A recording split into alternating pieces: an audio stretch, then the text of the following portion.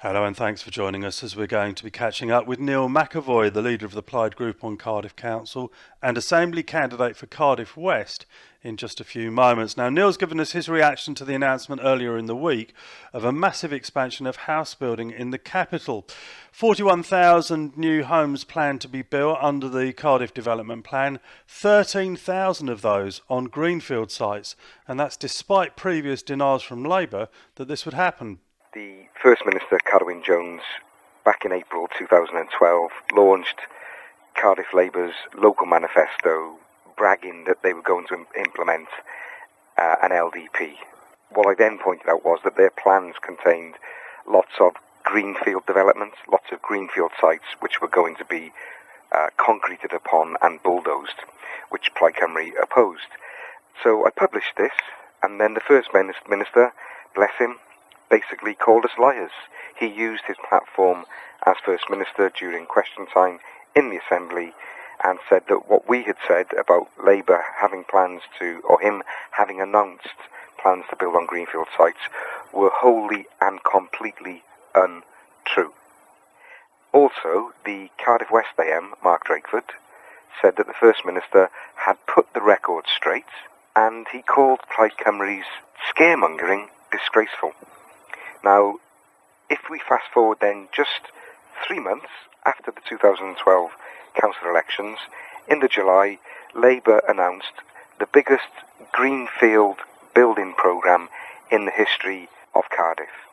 And if we fast forward now 4 years on, we had it confirmed this week by the Welsh Government Inspector that the local development plan would go ahead with massive building on greenfield sites, which will lead to flooding, to traffic, to very poor quality air, and also all the development is being crammed into Cardiff, would have a really massively negative effect on the valleys. And what I'm concerned about is a complete and utter lack of integrity from the First Minister of Wales, from the Cardiff West AM, and I'm asking people to hold those politicians who misled the public, they misled everybody.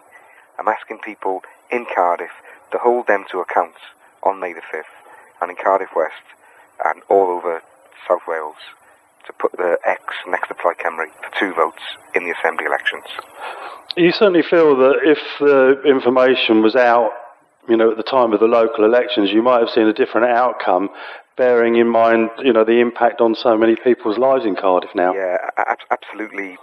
I speak to people in Fairwater and in the rest of the constituency, and many people who voted Labour in 2012 regret doing so. And they only voted Labour because they believed the assurances that Labour would not develop the greenfield sites. They were lied to, and people realise that now.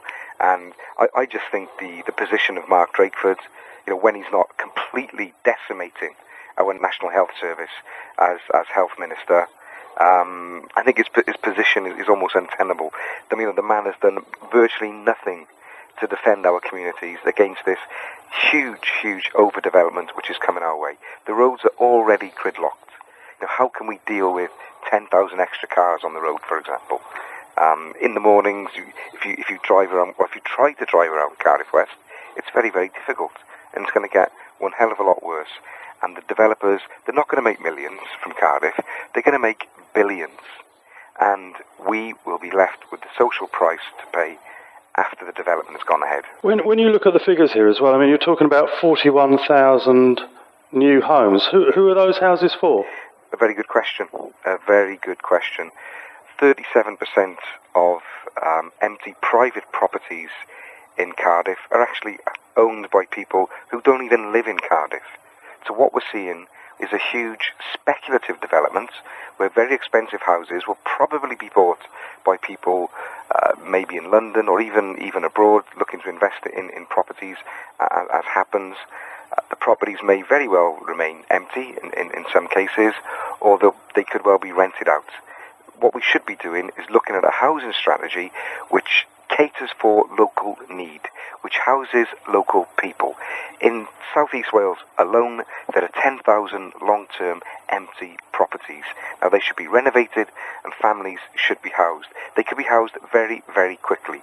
If you look at Cardiff as well, there is space to put 19,000 homes on brownfield sites. What we should be doing is developing the brownfield sites first and foremost, and making sure that these empty properties are filled. And thankfully, there will be something in Plaid Cymru's Assembly election manifesto to address this matter, and people can stop this LDP from going ahead as it stands by voting Plaid Cymru on May the 5th and making sure that we have a Plaid Cymru government running Wales and running Cardiff and not decimating and absolutely destroying the environment that we live in. Well, that was Neil McEvoy, and obviously we'll continue to follow developments as far as that story is concerned as and when. In the meantime, thanks a lot for joining us, and I hope you can join us again soon.